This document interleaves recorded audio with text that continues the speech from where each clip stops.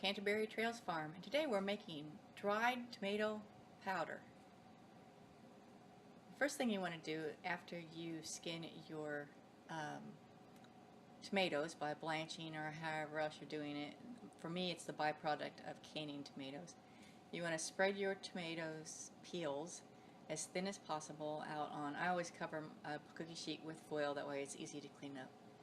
I'm going to put these on at 200 on bake, and I'm going to just let them cook until they are a little crispy. I usually put them in and do other things in the kitchen and check on them back, and we'll see how they go, see how they're going as I'm canning my tomatoes here. I want to make a container for my tomato powder before it's done. So I'm going to be using a tall jelly jar, canning jar that's made for jam. I have my ring, I have a little decorative ring, and I have the top to a salt container. What I'm going to do is I'm going to trace around the ring, and then I'm going to cut this out so that this pour spout will then be inside my ring. So first of all, I'm going to trace around my pour spout where I want the cardboard to be.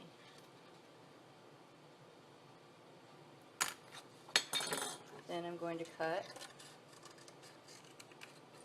around my tracing. I'm going to cut a little bit bigger a pour spout for my tomato powder. These are a great way to make pourable containers for everything for cheap. Just save the tops of your salt containers in a baggie or something, and then when you're ready to use it for a project, you'll have one. Okay, when you're ready to start making your powder, you're just going to use a regular coffee bean grinder. I have a little electric one. You just put in some tomato skins. I'm sure dehydrated tomato skins. I'm sure like a Ninja or some other kind of baby bullet or whatever would probably work too. Lid on. I use these for all kinds of things, making confectioner sugar and all kinds of things here. You can give it a whirl. Sorry, Mom.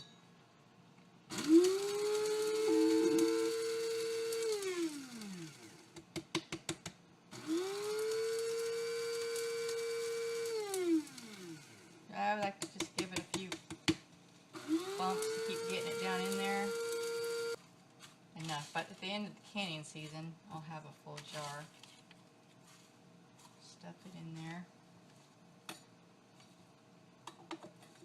You can add this to soups and spaghetti and anything where you have tomatoes for a little extra tomato flavoring.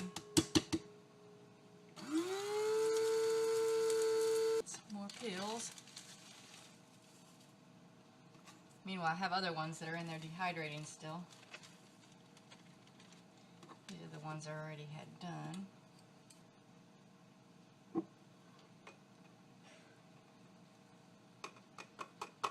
Let's see that.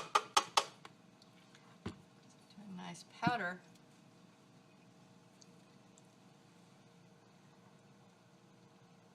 I'll just put my lid on there. And what I'll do, every time I do my garden right now, I'm having tomatoes come in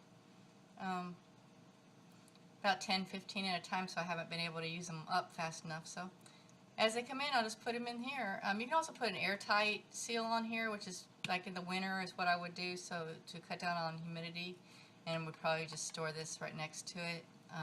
It will get clumped up. You can just, poke it with a knife and unclump it. And I, again, dehydrating the skins, and we'll check back. We still got about 10 minutes left on my skins the peels that are dehydrating, and we'll look and see what those look like when they're done. Okay, I'm taking them out. Here's what they look like. They ended up being in there for about 40 minutes, and then I just turned off the oven and let them just sit. And you know they're done when they crunch like paper. I'll grind them up like the rest of the powder. And It's just a nice way to use up some like a byproduct that you would otherwise throw away, and add to a little extra tomato flavor to add to soups and things.